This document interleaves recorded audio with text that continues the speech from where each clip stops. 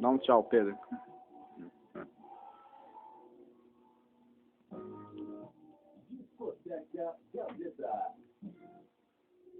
Discoteca Gazeta no ar, e um discoteca especial hoje, porque, claro, além da presença do Márcio de Paula, que está sempre aqui, ele que é o mestre da Discoteca Gazeta, também tem o gerente da Rádio Gazeta, Pedro Vaz, e o sonoplasta aqui da Rádio, Robertinho Vilela. Uma boa tarde a todos, começando com o professor Pedro Vaz. Boa tarde.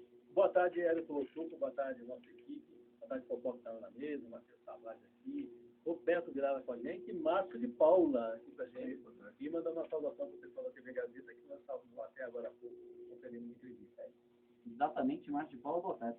Bom, boa tarde, o Érico, ao Pedro Vaz também, nosso gerente, o Robertinho também, o Matheus e o Popó, né? Todo mundo fazendo parte aqui da equipe 890, aqui da Rádio Gazeta, e do qual nós damos uma apresentação, como o próprio Pedro Vaz falou, né, em relação à rádio, né, Pedro? Exatamente, então vamos falar do tema rádio, e nós vamos falar bastante que o rádio completa 90 anos de existência no Brasil.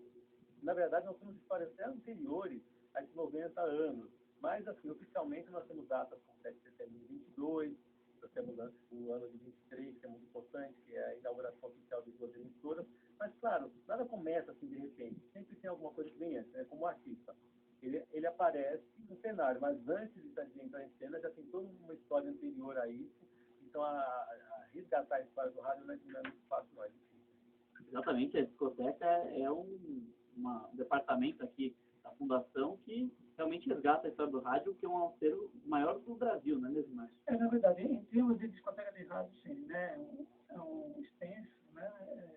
Ramo fotográfico, e do qual as pessoas também ainda procuram em termos de pesquisa, né? Tanto os pesquisadores musicais, né? E os grandes nomes, assim como os alunos também, né? Da Faculdade de Campos, que fazem parte desse processo também, buscando sempre informação em relação a esse quesito, né? Respeito à discoteca. Aliás, a discoteca tem uma história muito interessante. No começo da Rádio Gazeta, nós tínhamos 2 departamentos que trabalhavam simultaneamente. Era a musicoteca e era a discoteca, né? A musicoteca é muito interessante, né? E também trabalhavam sonoplasta, do qual grandes nomes passaram por aqui também, do qual o João Luiz Ferretti, o Rodolfo Valentino também. E nós temos umas curiosidades também na discoteca. Como que era feito, né, a fonografia das pessoas que participavam, cantores, né, no caso, cantores, sopranos também, totalmente da Rádio Gazeta tem 43, né, Pedro? Exatamente. Então, o que acontecia? Era gravado lá na Castelíbero, que antes era a Rua da Conceição, e automaticamente se gravava, nós temos um disco do Francisco Alves, cantando a música Cabocla, né, de composição do Ali Barroso, em disco de 12 polegadas e 78 rotações. Deixa ver isso uma realidade muito grande, do qual a gente pretende agora, né, a partir de agora, dar um novo enfoque também em relação ao Discoteca Gazeta. Quando a gente começou a Discoteca Gazeta, a ideia foi a seguinte, eu sempre achei que a discoteca, pelo nome de discoteca e pelo acervo que tem, é que está aqui no ar para o nosso ouvinte. Então, eu falei, Márcio, eu vou criar um quadro, começamos com um quadro, depois virou um programa, e trazendo sempre informações importantes da discoteca, né? E eu vi para o Márcio, que já saiu para quanto tempo já, Márcio, da discoteca? Eu já estou com 6 meses. meses. 6 meses. Não, tem mais de 6 anos. Não, tem muitos anos. Mas aí a ideia foi essa. E agora, a ideia de trazer um quadro, aliás, um programa chamado Discoteca da Gazeta, a partir de hoje, reformulado, na semana que vem, reformulado, será em formato de reportagem. Então vai ter um repórter, eu creio que primeiro vai ser você, né, Érico? Exatamente. Vai visitar a discoteca e o nosso ouvinte vai ter exatamente a retratação sonora do que é a discoteca, como ela é, como são organizados os discos, os CDs, as músicas que são tocadas. E a cada semana vamos destacar um artista aí de qualquer época, de qualquer momento. Então, o Márcio de Paula vai conceder entrevista, vai falar com a gente, vai falar de discoteca. É um assunto que não dá para esgotar. A gente não consegue esgotar porque música é uma coisa assim, ainda mais um acervo como o da Discoteca da Gazeta, gigante, enorme. Então a ideia de reformular o quadro foi essa, de trazer o programa, foi essa, de trazer essa possibilidade. E do quadro também, porque eu quero, assim, agora a partir de hoje também, ter a possibilidade, na programação, de ter quadros de Discoteca da Gazeta, sempre falando com a discoteca, e toda sexta-feira terça-feira eu encontro aqui às 3 horas da tarde, trazendo aí a Discoteca da Gazeta no formato de reportagem, que vai ser muito interessante. Nós temos o hábito de dizer também que o ramo no Brasil, o ramo da fonografia é um tanto quanto perdido, em relação principalmente por parte das gravadoras, tá? Não que elas sejam ocupadas, não é isso não. Acho que o próprio comércio em si, a fusão das gravadoras em si, tá?